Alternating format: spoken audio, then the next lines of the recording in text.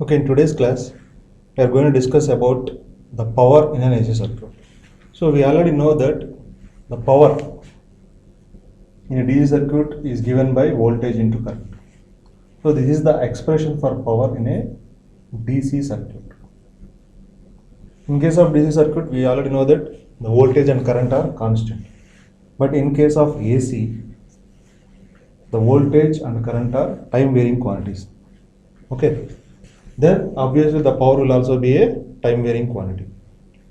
Let us discuss this power in an AC circuit, starting from simple resistive circuit, inductive circuit and capacitive circuit. Then the combination of those elements. Let us consider a resistor R and apply a single phase voltage V of t, which is nothing but Vm sin omega t across this resistor R. And we already derived the current expression for this case, and which is obtained as I of t is equals to Im sin omega t. So this is already we derived. By applying a voltage V of t is equal to Vm sin omega t across a resistor R, we found that the current expression is I of t is Im sin omega t. Now, how will you calculate power? So the power is nothing but the product of voltage and current. But here in case of AC, the voltage and current are time varying quantities. That's why the power is also indicated as a time varying variable. Now what is V of t here? Vm sin omega t, and I of t is Im sin omega t. So which is equal to Vm Im sin square omega t, which is nothing but Vm into Im into sin square omega t. Now here we already know from trigonometry, the sin square omega t can be written as Vm Im 1 minus cos 2 omega t. Sin square omega t can be written as 1 minus cos 2 omega t by 2. Now there are two terms here, separate the two terms. Then we are going to get P of t is equals to Vm Im by 2 minus Vm Im by 2 into cos 2 omega t. So this power is called as instantaneous power.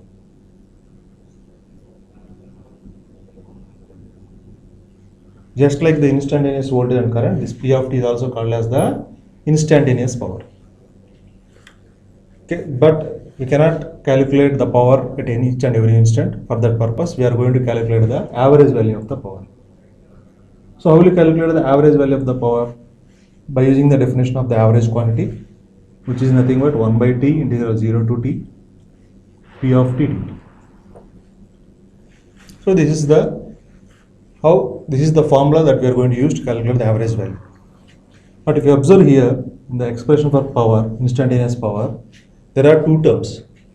The first term is completely a constant term. It is not a time varying quantity. There is no time variable there.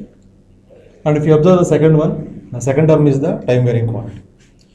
So when you are performing the average value, you are going to consider the second term only. Because the first term is a constant term, that is already a DC value. No need to calculate again the average quantity of that DC term. So the constant term we are going to write as it is, Vm Im by 2. And for the second term minus, we are going to take the average value. Here this t is nothing but time period, which is we are going to take it for one cycle. So one cycle is nothing but 2 pi. Integral 0 to 2 pi. The expression is Vm Im by 2 cos 2 theta d theta. Okay, for simplicity I have represented omega t as theta. Now in this integral, if you take the constant term out of the integral Vm Im by 2, then the integral is going to be performed only for cos 2 theta. Now what is the integration of cos 2 theta? The integration of cos 2 theta is nothing but sin 2 theta by 2. And if you apply the limits here 0 to 2 pi, so the integration of cos 2 theta is nothing but sin 2 theta by 2, and the limits are 0 to 2 pi. So when you substitute the limits here, sin 4 pi by 2 minus sin 0 by 2. So what is sin 4 pi by 2? 0. And what is sin 0? 0. That means the integral of this whole term is going to give 0 value. Then you can say that this term can be neglected because the integration is going to yield 0 value. So finally, what is the average power here? Average power is nothing but Vm Im by 2.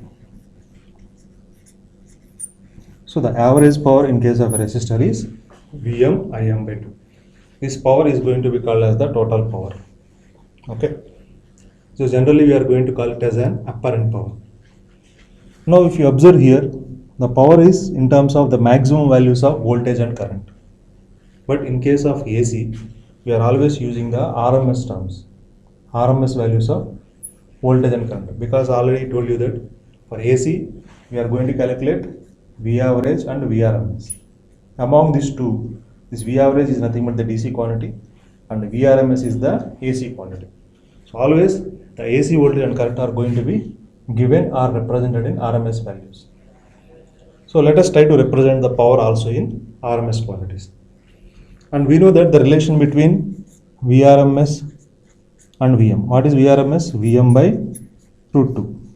Similarly, IRMS is nothing but Im by root 2. If you substitute in place of Vm, VRMS, then the average power is going to be obtained as root 2 VRMS into root 2 IRMS divided by 2. So here this root 2 into root 2 is 2, which is going to be get cancelled by 2. Finally, the average power expression is obtained as the product of VRMS and IRMS. This is the final formula for the average power in case of a pure resistor. Okay.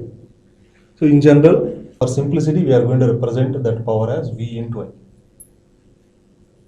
because that is the general formula we are going to use in DC circuits also. But here, in case of AC circuit, this V and I both are nothing but the RMS values of current and voltage respectively. Okay, please remember that.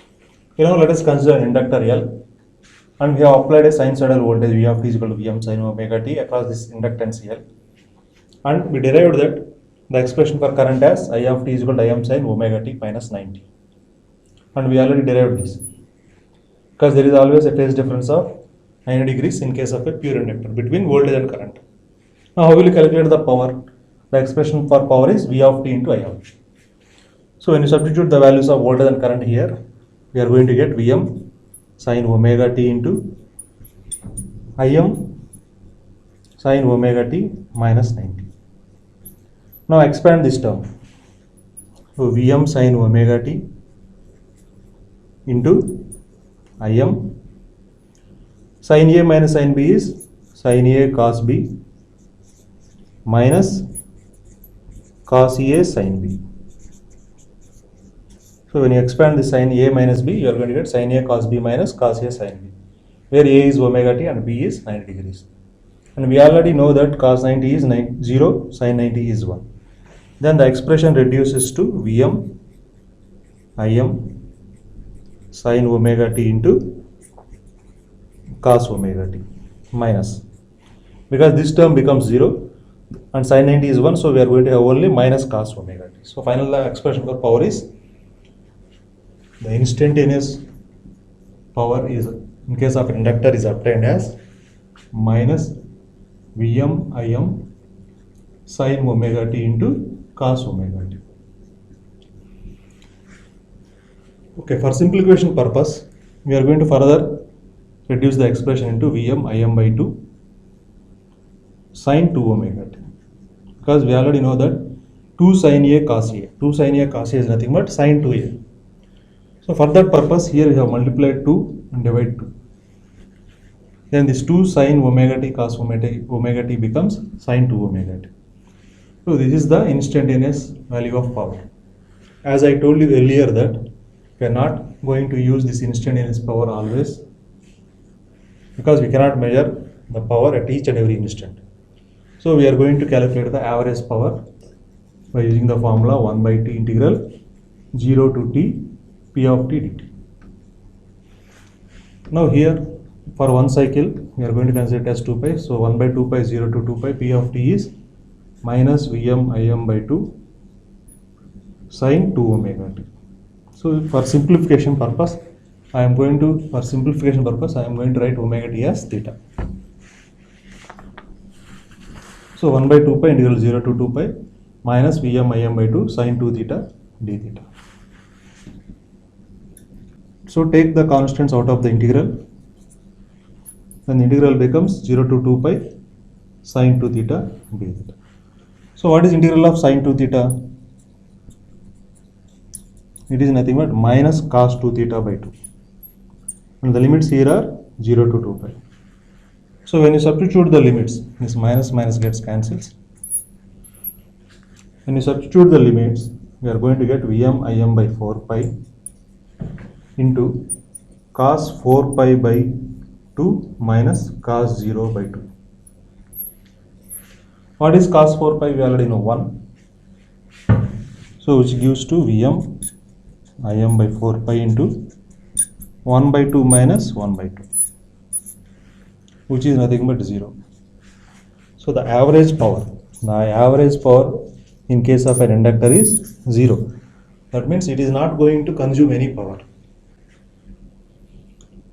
So by means of this expression we can say that the inductor is not going to consume any power. It is not going to take any power from the source. But how it is possible? Let us try to explain this by using the graphical notation.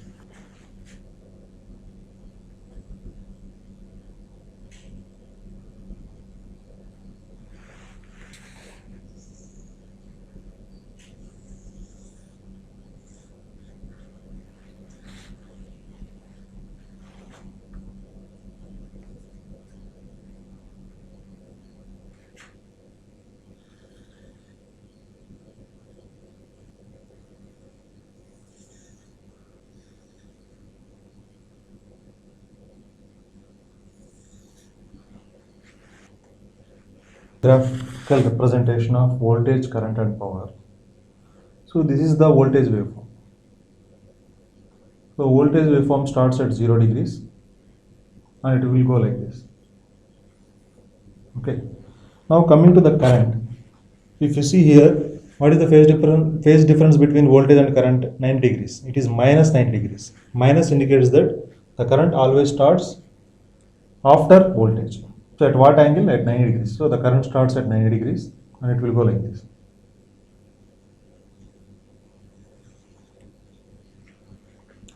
Now how will you draw the power? So before this the current is negative.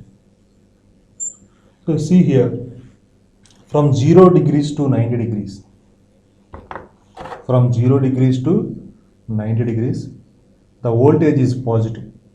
So it is positive above time axis. And what about the current? Current is below time axis, that is negative. Current is negative and voltage is positive. So when you multiply this voltage and current, plus into minus is minus. That's why the power expression, the power waveform is going to be negative here. So the negative half cycle is going to be appear between 0 and 90. If you observe from 90 to 180 degrees, in between these 2 points, 90 and 180, the voltage is positive. The voltage is positive. Current is also positive. So when you multiply voltage and current, the power is plus, because both voltage and current are plus into plus. Plus into plus is plus. Now from 180 to 270, if you observe from 180 degrees to 270 degrees, current is positive but voltage is negative up to this point. So current is positive here. This is the current expression. What about the voltage? Voltage is negative. So plus into minus, minus. That's why the negative half cycle is going to be appear between 180 and 270. And from 270 to 360 degrees, the current is negative, voltage is also negative. So minus into minus, plus. So from 270 to 360, in between this, the power again becomes positive. So for half cycle, the power is going to be taking from the source. The power is going to be consumed. And during the negative half cycle, the power again supplying back to the source. So during when it is plus and minus, the inductor is storing the energy. That means it is going to take supply. It is going to take energy from the source. And when the cycle is reversed, when the current is reversed, what happens? It is supplying back energy to the source. So for some time, for the positive half cycle, for some time, the inductor is taking the energy from the source. For the remaining half time, the inductor is supplying back to the source. That's why when you calculate the average value of the power, it came as 0. Because for half of the time, the power is consumed by the inductor. For half of the time, the power is going to be supplied back to the source. That's why when you calculate the average power of the inductor came as 0. I think now we are very much clear about the power in case of a inductor. So a resistor, in case of resistor, always the power is positive. That means the resistor consumes power. But what about the inductor? Inductor doesn't consume power. It consumes power for some time, and the same power is going to be supplied back to the source in the next half of the time. So when you take the average over one cycle, the total power is going to be coming as 0. Okay, that's how the power is going to be calculated when you consider an inductor. Let's calculate the power in case of a capacitor. So when you take capacitor and apply a voltage V of t, which is equal to Vm sin omega t across a capacitor. So what is the value of current obtained? I of t is Im sin omega t plus 90 degrees. In case of inductor, it is minus 90. But in case of capacitor, it is obtained as plus 90. Now when you are going to calculate the power, you are going to put plus sign here. And here it is plus. And it is plus here. The remaining mathematical derivation remains the same. Only thing is the minus sign becomes plus here. Now what is the average power obtained? Plus Vm Im by 2 sin 2 omega t. So when you perform the integration for this, you are going to get 0. Obviously it is 0. The average power in case of a capacitor is also 0. That means the inductor and the capacitor are not going to produce or not going to consume power. For half of the time they are going to take the power from the source, and the same power is going to be supplied back to the source in the next half cycle. So the only element that consumes power is resistor. In case of AC circuits, what is the element that is going to consume power? The resistor is going to be consuming power. Okay, let us derive a generalized formula for power. So I am going to consider voltage V of t as Vm sin omega t, and the expression for current I of t as Im sin omega t plus or minus pi. This pi is called the phase difference between voltage and current. I am going to consider pi as the phase difference between voltage and current. Why I have taken plus or minus? So when you are considered an inductor, then it is minus pi. In case of a capacitor, it is plus pi. In case of a resistor, pi is 0. For resistor, pi is equal to 0 degrees. For inductor, pi is minus 90. For capacitor, pi is plus 90. Okay. So for these three elements, we are going to consider the pi value as 0 degrees, minus 90 degrees and plus 90.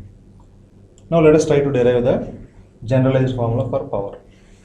So what is the expression for power? P of t is nothing but V of t into I of t. Now substitute these values and do the simple mathematics that we have done earlier. So Vm sin omega t, I of t is nothing but Im sin omega t plus pi. Now expand this term.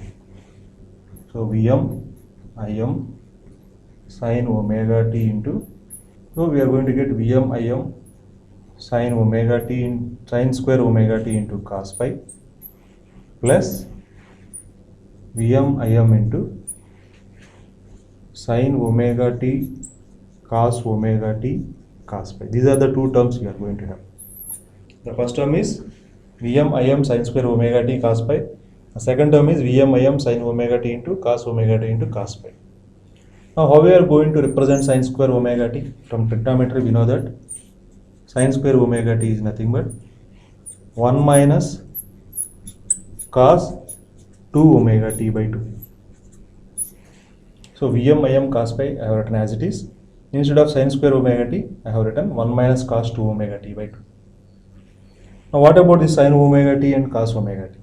We can write, when you multiply with 2 and divide with 2, this 2 sin omega t cos omega t becomes sin 2 omega t. So plus Vm Im by 2 into cos pi into sin 2 omega t. Now expand this expression completely such that we are going to get P of t is equal to, so see here, Vm Im cos pi into 1 by 2, that is the first term. So Vm Im by 2 into cos pi. Now what is the second term here? Vm Im by 2 cos pi into cos 2 omega t. But if you see in the third term, Vm Im by 2 cos pi is common. So Vm Im by 2 into cos pi. So if you take that common term, you are going to have sin 2 omega t minus cos 2 omega t. So the first term there is no time variable, but in the second term we are having the time variable. So if you want to calculate the average power, you are going to calculate the average power. The average power can be calculated by integrating the instantaneous power over one cycle. The first term has only the time variable. So the instantaneous power expression has been simplified into this form. So we have separated the time variables and the constant terms. For the calculation of average power, we have separated the time variables and the constant terms. Now how will you calculate the average power? P average formula is nothing but 1 by t integral P of t dt. So that means we are going to integrate the instantaneous value of power over one cycle from 0 to t. So since the first term is a constant term, we are going to represent the term as it is, Vm Im by 2 cos pi. Now we are going to perform the integral to the second term, which contains the time varying quantity. So plus 1 by 2 pi integral of 0 to 2 pi. The second term is Vm Im by 2 cos pi into sin 2 omega t minus cos 2 omega t. So this is a constant term into d omega t. This constant can be taken out of the integral. Then you can perform the integration to sin 2 omega t and cos 2 omega t. But we have already performed the integration for sin 2 omega t and cos 2 omega t when we are dealing with inductor and capacitor. And we came that the integration of sin 2 omega t is 0, as well the integration of cos 2 omega t is 0. That means here also this complete term gives the value 0 when you perform the integration. So what is the only term that remains here? Vm Im by 2 cos pi. So this is the generalized expression for average power. So this is the generalized expression for average power. And we already represented this Vm Im by 2 in terms of RMS values, which gives us Vrms into Irms cos pi. Or simply we can write this as Vi cos pi, where V and I are the RMS values of voltage and current respectively. So what is the generalized expression for power in case of AC circuits? P average is Vi cos pi, where this pi is called the phase difference between the voltage and current. So pi is the phase difference between voltage and current. So when pi is 0, what is cos 0? 1. So when pi is 0, cos 0 is 1. Then what is the expression for power? V into I, which is correct in case of R. And pi is 90, plus 90 or minus 90. The average power is going to be 0. That is correct in case of inductor and capacitor. We are going to call this as true power. True power or real power or useful power. So the other name for this average power in an AC circuit is true power or real power or useful power. Technically we are going to call it as active power. That is all about the power in a AC circuit. So this is the power that is going to be measured in a single phase AC circuit. Okay. But in case of pure resistive circuit, when there is only R, the phi is equals to 0. That we have already discussed. In case of a resistive circuit, the phase difference between voltage and current is 0. Then what is the power? That power we are going to call it as V into I. That V into I is going to be called as apparent power.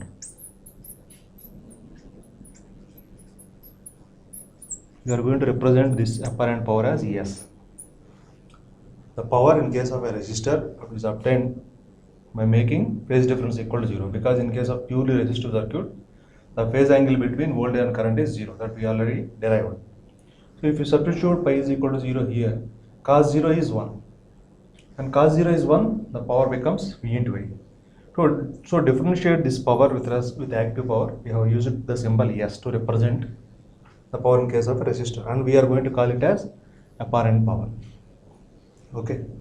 But what about the power in case of inductor or capacitor?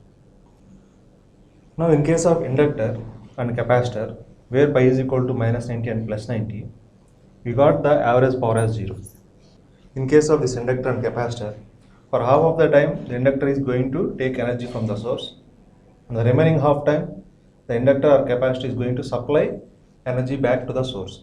That means the power is oscillating here. So for some time, for half of the time inductor consumes power, for half of the time inductor supplies back the power to the source. That's why when you take the average quantity of that power, you are going to get 0 value. Okay. So from this active power expression, we can represent cos pi as P divided by VA. P divided by VA. What is VA? VA is nothing but the apparent power. So we can write this one as P by S. So cos pi is equal to P by S. This factor, the ratio of active power to the apparent power, is called as power factor. Now we have defined the new term, which is nothing but power factor. What is power factor? The power factor is defined as the ratio of active power to apparent power.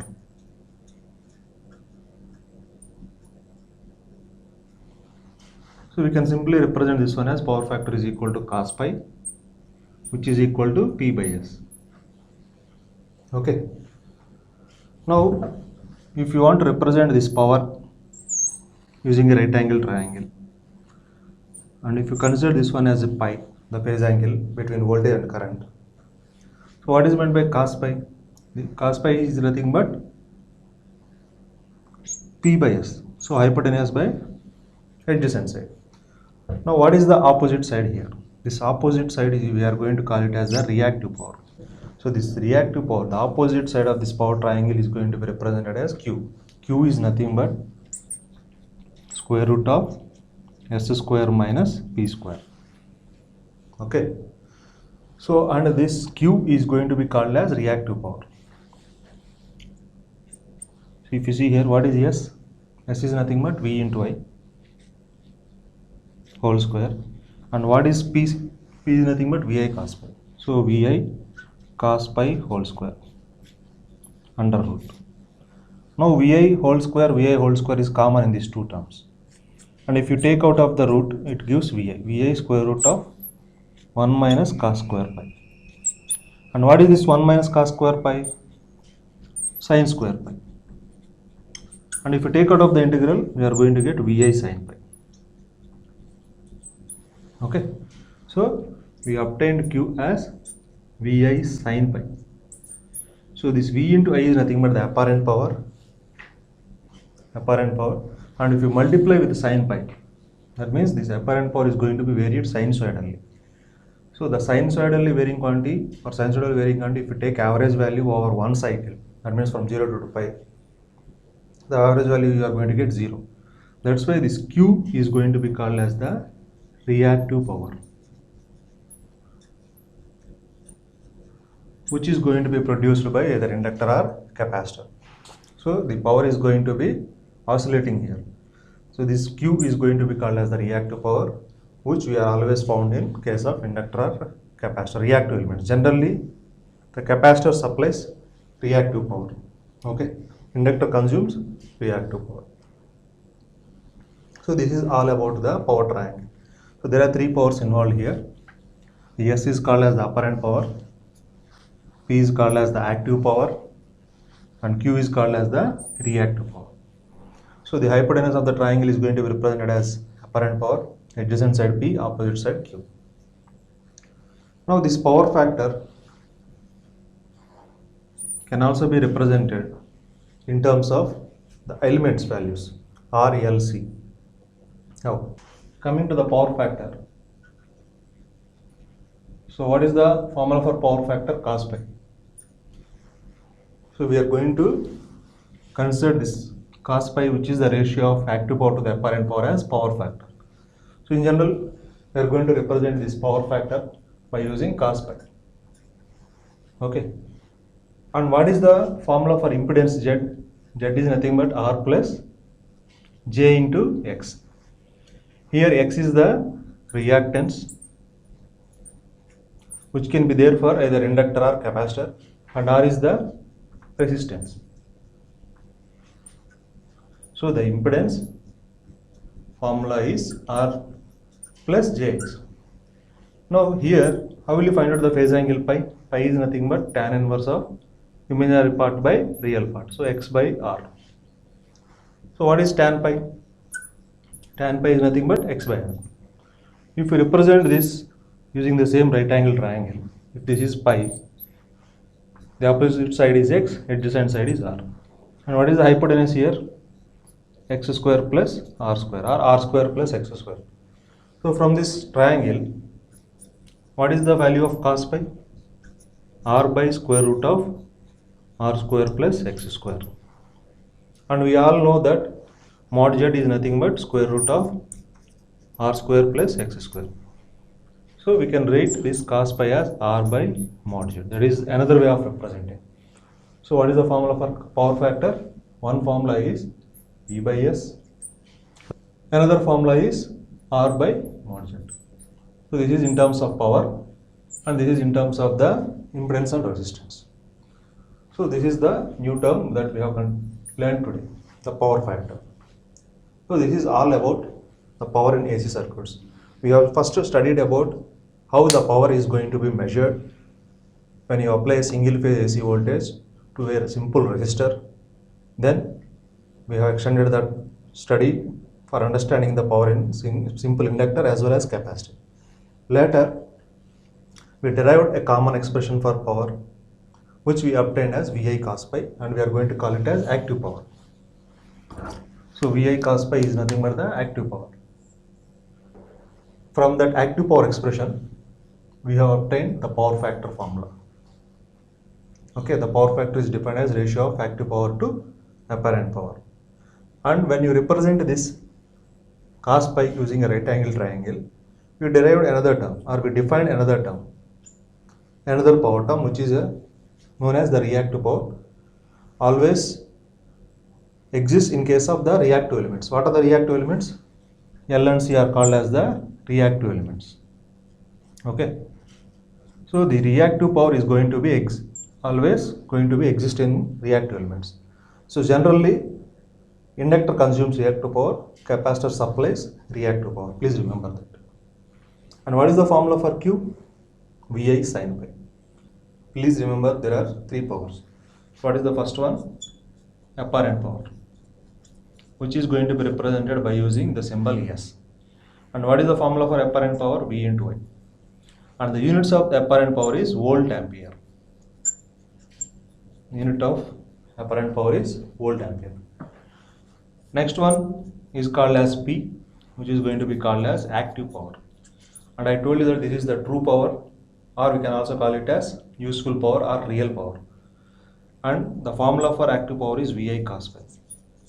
And the units are watts. Watts are kilowatts. Volt amperes are kilovolt amperes. And finally we derived the third power expression Q, which is called as reactive power. And formula for this Q is VI sin pi. Since it is a reactive power, we are going to measure in terms of volt ampere reactive, VAR. VAR is nothing but volt ampere reactive. These are the units of reactive power. And what are the units of active power? Watts. And units of apparent power is volt ampere. It's very simple to remember this. V into I, so volt into ampere. Coming to the active power, that is watt. Because we are going to call it as the real power, that's why we have used watts or kilowatts to represent the units of active power. Next, the reactive power is, units of the reactive power is volt ampere reactive. Okay, and finally we derived the expression for power factor, which is nothing but cos pi. In general, formula for power factor is nothing but cos pi. So these are the terms that are there involved in case of the power in AC circuits.